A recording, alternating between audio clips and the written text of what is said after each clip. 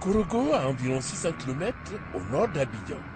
Producteurs de coton et d'anacarde, autorités préfectorales et graineurs, acheteurs de cajou, nouvelles autorités du Conseil du coton et de l'anacarde sont face à face pour se parler, expliquer la réforme du coton et de l'anacarde, situer les enjeux, lever les équivoques, harmoniser la compréhension de tous les aspects de la réforme. La raison fondamentale de cette démarche contribue à une meilleure mise en œuvre de la réforme parce que l'attente des producteurs est grande. On a la matière première et c'est nous qui sommes les plus pauvres.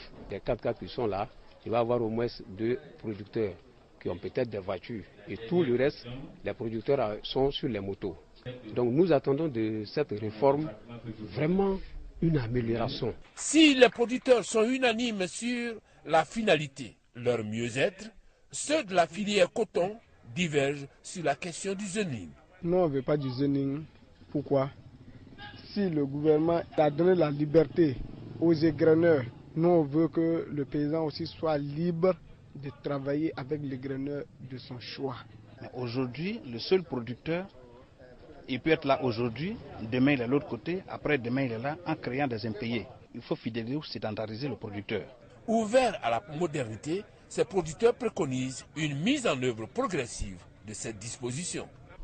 On ne peut pas venir nous appeler du coup pour nous dire non, le zoning, vous n'êtes plus avec, le graineur là, que c'est X qui va venir vous encadrer. Pourtant, vous êtes déjà habitué à Z, que vous avez déjà encadré, vous comprenez.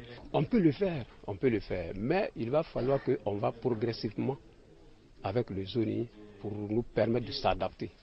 La réforme est faite, les structures sont en train d'être mises en place. Les campagnes de sensibilisation vont certainement se poursuivre.